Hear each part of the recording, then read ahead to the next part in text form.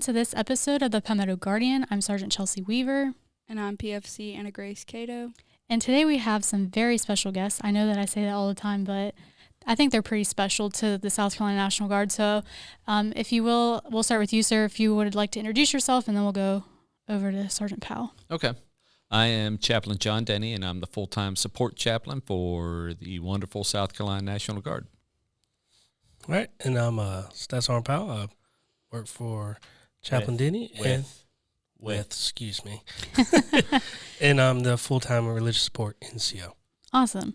So if you've been around the block a time or two, you've probably seen Chaplain Denny at a retirement ceremony or a promotion or just all those fun events. So you probably have seen him around before, but it's good to have you in here, sir. Could you both kind of explain what your job is on the full-time side, like your day-to-day, being a chaplain and also a support religious affairs NCO? Good job. Good job. From a chaplain standpoint, every day varies. A lot of what we do is taking care of our M-Day chaplain corps. So making sure that they're getting in schools, they're getting promoted, that just got an email today about a loan repayment that is still outstanding from NGB. So we're trying to work through that to make sure that they're taken care of. And also it's doing, as you said, retirement ceremonies, promotion ceremonies, funerals, doing traumatic event management debriefings for when a death happens, doing funerals, you name it. There's counseling, going to meetings, just being present and making sure that the chaplain corps remains at the forefront of people's mind share, so that they're reminded that, hey, we've got a valuable resource here in our own ranks. How long have you been in the Guard, and have you always been full-time?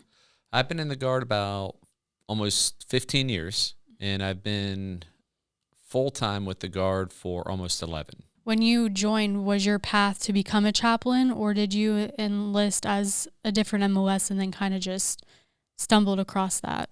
No, I came directly in as a chaplain. It's a direct commission position, so I didn't go to OCS or anything like that. So it was a direct commission, and I came in at 37. Sergeant Powell, so let's kind of the same thing and the same question, like what does your daily task look like as far as being the religious affairs NCO, but also too, can you kind of give a background on how you got here and maybe what you did before this? Oh, yeah, for sure. Of course, I started out in the military in the Marine Corps. I got out of that about 2006 and then came on board to this in 2009. And ever since, I've been religious affairs. On a day-to-day basis, I'm pretty much like the man behind the curtain, make sure Chaplain Denny or any of the other chaplains have the resources that they need, help managing with their schedules, and also promoting those events when they do come about. And then also at times, if need be, provide resources to service members or even possibly family members who are of those service members who are deployed or in crisis. Kind of give them the same resources as well, or point them down the right path as no referral. So when you were in the Marines, did you do the same thing or did you do something different? Oh no, back then I was in communications. I was what they call 0612 field wireman, pretty much switchboard operating and telecommunications. Okay, so what made you want to leave the Marines and come over to the National Guard? That's a heavy question. Yeah, so about that, I felt like I did my due diligence at that time, and then of course, I'm not gonna lie, I needed insurance because me and my wife were expecting a child, and I was like, well, let's go jump on this train and see what the National Guard's about, and then here we are. Awesome. I mean, it's a great reason for people to join, but obviously there was other things that kept you around and wanting to stay in. Oh yeah, no, I love what I do. I love being around service members, soldiers. Even meeting their families from time to time, but also at the same time, as religious affairs specialists, a lot of people, or NCOs, a lot of people think that we are assistant chaplains, and we're not. Some of us do have faith, some don't. But that route really is just, I do kind of see as a calling just to help and serve people. Can we talk a little bit about how you get into the chaplain corps, but also too, is it a specific religion that you're practicing, or do you kind of like learn all of them to be able to help all the soldiers who come from different religious backgrounds? The reason the Chaplain Corps exists is to help people practice their faith, regardless of that faith. And so the Chaplain Corps exists to be able to either perform or provide. And so perform means that if there are people of like faith, that we do services, rites, rituals to support those faiths. And for instance, I'm a Christian, and if we have someone of the Jewish faith within our ranks, making sure that they're getting kosher meals, making sure that if some pass away for whatever reason, that a rabbi is brought in to help facilitate the funeral and the grief care and support that the family may need. Because there are certain things that as a Christian I can't do for someone of Jewish faith or Muslim faith, and for that matter even the Catholic faith.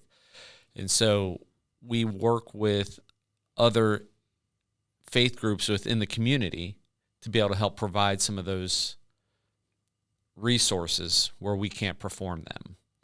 And so from a Christian standpoint, the Guard's been an amazing thing for me because it's really opened up a lot of barriers that maybe I had and really helped me appreciate the diversity that we have within our ranks. Understanding that although I'm a Christian, that it helped me appreciate a lot of what and the beauty that lies within other people's faith traditions and even people with no faith. And it's just been a real eye-opener for me. And it's really helped shape and form my theology over the last 11 years in doing this. So I used to be fairly dogmatic in my views, but it's allowed me to be more appreciative and connect with people more on a human level than butt heads theologically, if that makes sense. Mm-hmm. So it's been a really a beautiful transformation to really get to understand people's perspectives and where they come from and why they believe what they believe, and really appreciating that. And on the religious affairs side, like I said earlier, we don't have to be of faith, or we can be. So we don't necessarily have to talk religion with service members, but we do have to provide and support. So therefore, like Chaplain's saying, so let's say if we had an absence of a chaplain, my job would be to be able to get that touch point for the service member to be able to practice their faith, or even have the products that they need, or items and whatnot, or even a space if needed. What other religions, I guess, at least in the South Carolina National Guard that you're aware of, are represented by other chaplains? We have one Catholic, and he is on the Air Guard side, Father Gray, an amazing guy. And everyone else is predominantly Baptist or Lutheran or some flavor of Baptist. We've got a couple Methodists, but really it's the Baptist. And that's why we so heavily rely on those outside resources and connections in the community to really help round out our shortcomings. We would love to have more diversity within our chaplain corps. We just don't. And I remember back when COVID was going on, and we were having those daily conferences with Governor McMaster, and Easter was coming up. And he had tasked me with trying to come up with different courses of action, because I also reminded him, hey, that there's not just Easter that's coming up. There's Rosh Hashanah, there's Ramadan. So how do we want to, if we do one for Easter, sir, there's going to be you can't exclude the other faith groups. And so I went and got on the phone and talked to imams.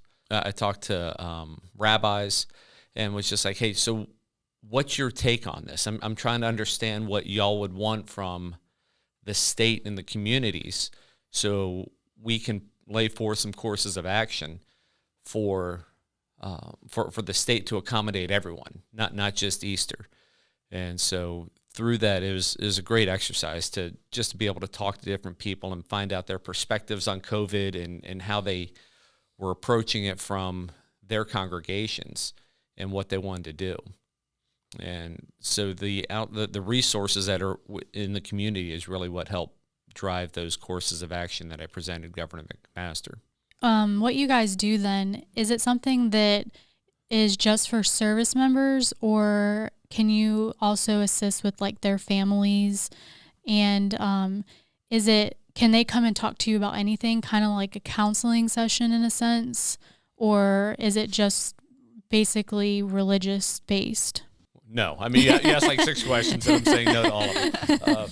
No, it's not necessarily religious based. So for me personally, and it'll vary from chaplain to chaplain, but for me, I try to meet people one-on-one where they're at on a human level, and find out what their faith traditions are, if any, how those faith traditions guide them in their thought processes and decision making, and then incorporate those in those counseling sessions. But a lot of times people have been wounded by religion. They don't want to have anything to do with religion, or their church has hurt them or whatever. And so at that point, we just talk. We just talk person to person. And I remember one time when I was deployed, there was an atheist, and he really didn't want to have anything to do with me because he thought I'd be hitting him over the head with the Bible. Mm-hmm. And really my goal was just to build relationships within the unit.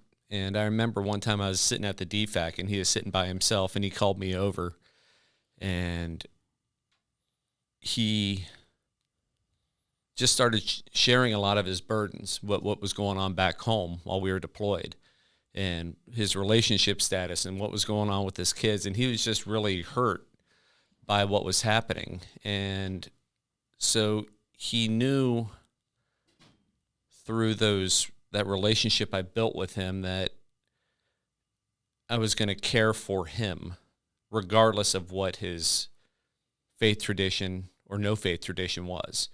And so he saw the cross and came to realize that the cross didn't necessarily represent judgment or represent a safe place to go. And it was an amazing conversation that we had, and it opened up doors to an amazing relationship that I had with him because of that. I don't necessarily do counselings, but I can do like a preliminary interview. So therefore, let's say a service member or even family member comes to me and says, hey, I have all these issues, or whatever they may be. Once again, like I said earlier, one of the big things I do is a referral service. So if it's not something they really want to speak with the chaplain about, I'm like, well, hey, we have this resource here. How about you speak with them? Or let's call them together and we'll get you set up on an appointment, whichever that may be. But yeah, no, I don't have to do counselings, but I do hear some of the conversations or some of the issue, and just like the chaplain, it is confidential as well. And the beautiful thing about having a partner in ministry like Sergeant Powell is not everyone would feel comfortable talking to me, mm-hmm. whether it's because of rank or right. because of the cross or because of who I am. They may not like me, whatever the reason. Powell provides a gateway for that, especially on the enlisted side, that I could never open up. And so Powell helps pave the road for that. And so it's really nice to be able to have a co-laborer that can help on a lot of levels, to say, hey, maybe you should go talk to Chaplain. He's not how you think. Mm-hmm. Right. And so he's a great sounding board for me, and also for the soldiers out in the field. Well, I kind of want to transition a little bit. I know that, sir, you've been in, it's been a while, I believe when Chaplain Strong was still here, and you both talked about the Strong Bonds program, which I know that it has changed names to Building Strong and Resilient Teams. So can we kind of talk about what that program is and how it can help service members and how to become a part of it? Sure. So there's different curriculum that we offer with Building Strong and Resilient Teams, anywhere from 5 love languages to Laugh Your Way to Healthy Marriage to there's a whole bunch of them. And so we try to offer those up, and we put it on the chaplains at the unit to really want to find out, hey, is this something you're interested in? Is this something that you'd want to attend? But if we don't get any feedback from the field, then we'll go ahead and schedule some and post them out on the skip and push those out to the units so people can sign up. And we also have one for individuals. I think it's how to not marry a jerk. Isn't that the correct? I don't think that's the right word verbiage, but yeah. No, I think it is. I think it is. But I could be wrong. But yeah, so there's also curriculum geared towards individuals as well. Right. So it's not necessarily just all married couples.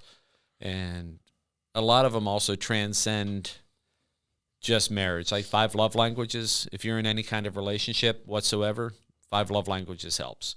We have 5 love languages for teens, 5 love languages for kids. And so those things that you learn there are just great communication skills in when it deals with relationships, regardless of what relationship you're in. And I believe one reason why the Army's gone from Strong Bonds to the Building Strong and Resilient Teams, it's kind of hard to say sometimes, but it's because it offers avenues for other possible programs to actually come into play that aren't necessarily around whether it's a faith-based type deal. So that's one of the big things I believe that came about. So. Right. So it's really needs dependent on the unit. So if the commander, first sergeant, sergeant major is saying, hey, we're having a hard time communicating as a unit, or there's a lack of trust, we can do a program called Speed of Trust, right, which helps solidify some of those bonds of trust, which are vital in the military. So it's really going from strong bonds to building strong and resilient teams really helps to target the needs of the unit versus giving a blanket curriculum. Right. Now, is that something that is just done at drill, or is it like a weekend thing here or there throughout the year, or like what does that look like?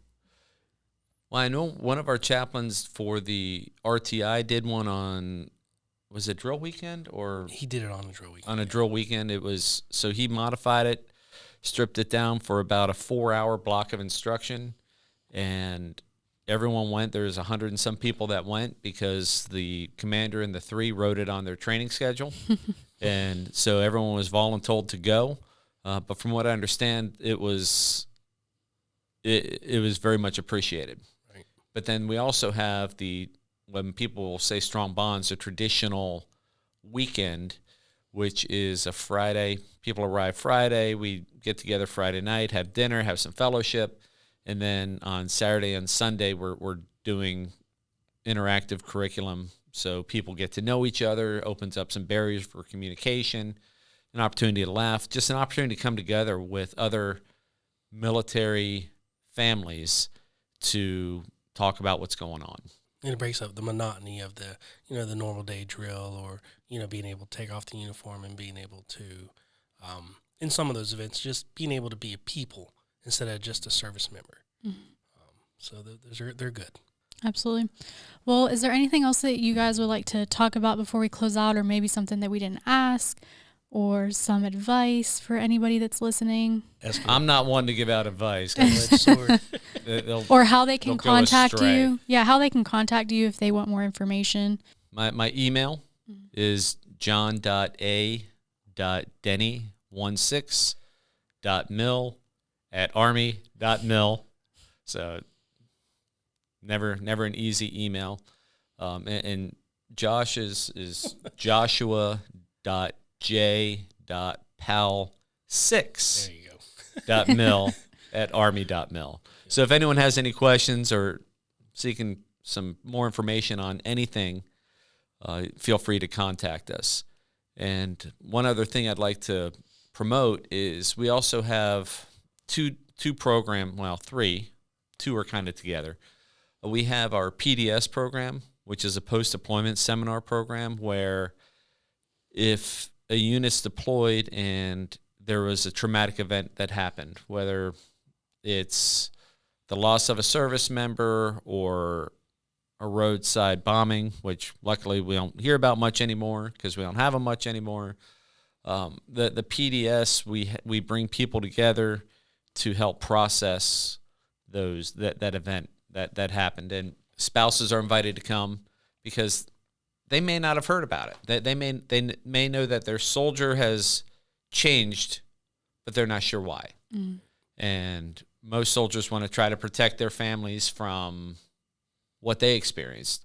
And so it's an opportunity in a safe place that has behavioral health, that has chaplains, for a place for them to go and start processing and talking about it, from large groups to small groups that are peer-led to one-on-one individual counseling sessions.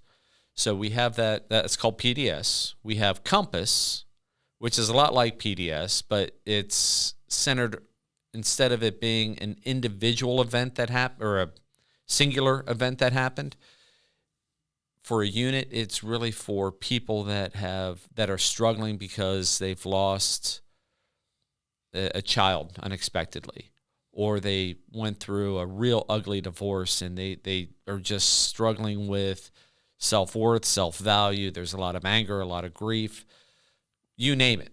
And so Compass is more individual trauma related. We do the same kind of process, but it's for the individual versus for a unit. And then we also have a program that we're kicking off this year called Mission Philos, and Philos, Philos, which is a Greek word for love, like brotherly love that we have for one another.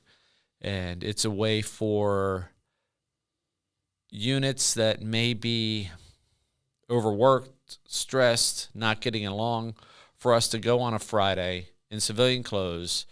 We'll go do a ropes course, and they'll have to rely on each other to trust each other, and to hopefully get people appreciating each other for individuals outside the uniform. And then we'll discuss that. We'll have lunch, and it's just a way for people to come together, have some fun together, realize that they can have fun. If I didn't trust Josh, right? And so I'm 30 feet up on a ropes course, and I'm relying on Josh to help get me over. I got no other choice but to trust him. Right. And so then we talk about, all right, so if you trusted Josh with you being 30 feet up, why can't you trust him with issues that you may be having at home? And so we talk about those kinds of things after the event.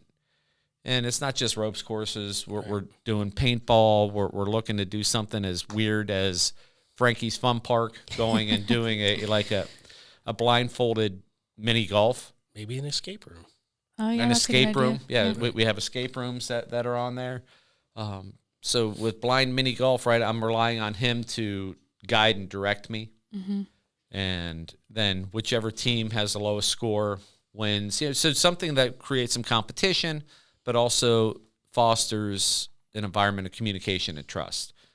And that's luckily through the Guard Foundation, we've been able to get some funding for that, to be able to do that. So if anyone's interested in doing that for their units, let us know, and we'd love to be able to accommodate that. And of course, we all know the share points and whatnot are all changing. So the chaplain one's going to be under construction. Hopefully we'll be able to get some of that posted up there, and maybe even get it to where, people just need to click on it and, do an inquiry or something, and it comes to one of us. Awesome. Well, we really appreciate you guys stopping by today. We'll have to have you guys come in after you've done a couple of those events and see how they went. Could be a colossal failure.